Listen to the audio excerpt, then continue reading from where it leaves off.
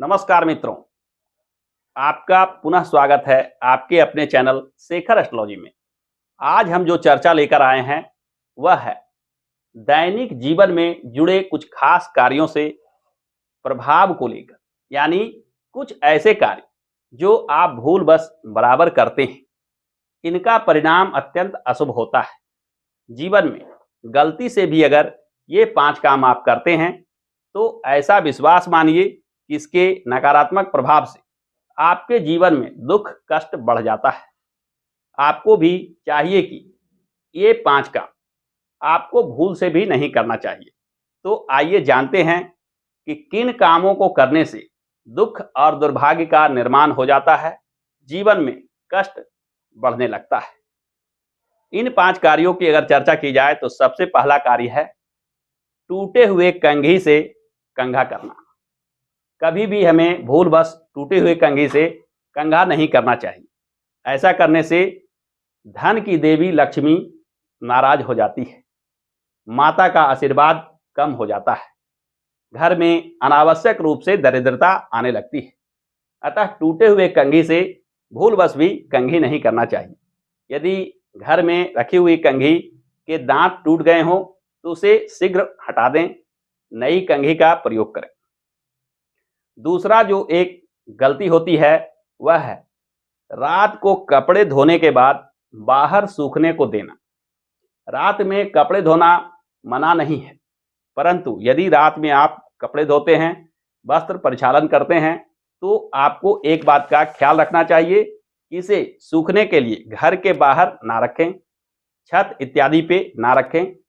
घर में संभव हो सके रखें, अन्यथा सुबह में ही कपड़े धोएं, क्योंकि ऐसा करने से माना जाता है कि बाहर की नकारात्मक शक्ति इन भीगे हुए कपड़ों के माध्यम से घर में प्रवेश कर जाती है, घर के वातावरण को नकारात्मक कर देती है। अतः कभी भी हमें भूलवश रात को कपड़े धोने के बाद बाहर नहीं सुखाना चाहिए। तीसरी एक महत्वपूर्ण गलती जो बराबर के घरों में देखने को मिलता है वह है कपड़े धोने के पश्चात जब हम उसे मोड़ कर रखते हैं, फोल्ड कर रखते हैं, तो उल्टे कपड़े को ही फोल्ड कर रख देते हैं। उल्टे कपड़े को फोल्ड करके कभी नहीं रखना चाहिए।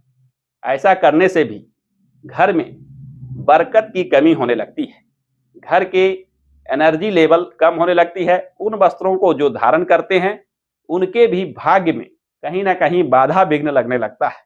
अतः हमें इस बात की सावधानी रखनी चाहिए कि घर में जो कपड़े धोते हैं उसे यदि हमने उल्टे करके पसारे हैं तो सूखने के पश्चात पहले उन्हें सीधा कर लें, तत्पश्चात उसे मोड़कर भली भांति रखें। इस बात का ध्यान न देने से अनेक अशुभ परिणाम देखने को मिलते हैं। चौथी जो एक महत्वपूर्ण गलती होती है वह है कि हम झाड़ू पोछा जो प्रयोग करते हैं उसे यहाँ वहाँ यत्र तत्र फेंक कर रख देते हैं। ऐसा करना भी शुभ नहीं माना जाता है। घर में प्रयोग में आने वाला झाड़ू पोछा इत्यादि को भली भांति साफ कर लें, उसे सुखा करके ही ऐसे जगह पर रखें कि सभी की नज़र उस पर ना पड़े, क्योंकि झाड़ू पोछा के इधर उधर रख देने से नकारात्मकता बढ़ती है। झाड़ू का सीधा संबंध माता लक्ष्मी से है, क्योंकि झाड़ू से दरिद्रता को बुहाड़कर घर से दूर किया जाता है।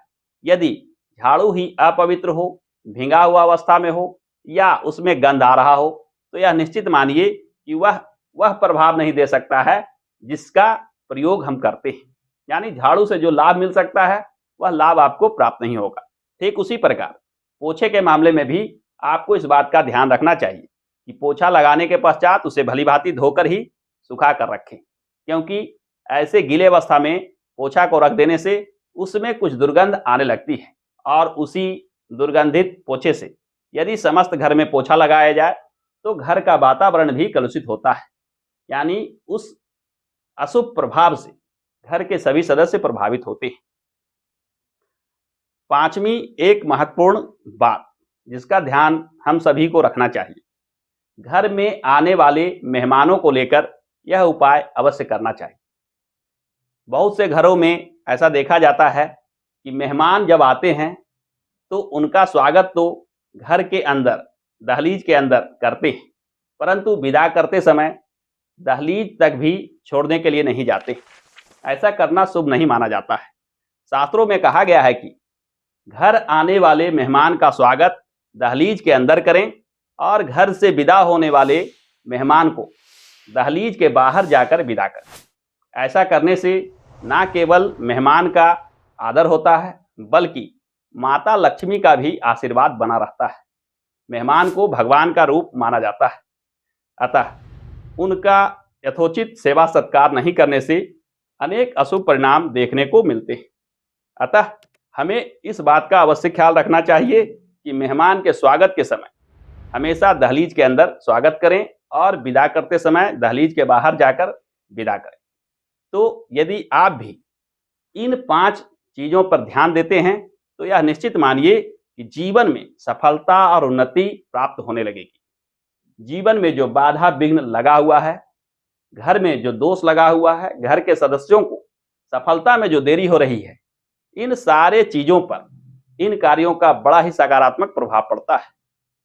इनके विधिवत रूप से पालन करने से ऐसा विश्वास मानिए कि आपके भी जीवन में इसके अनेक सकारात्मक प्रभाव दिखते हैं। उन्नति, सफलता हो या धन संपदा हो, हर मामले में इन उपायों को करने से, इन चीज़ों का पालन करने से लाभ दिखता है।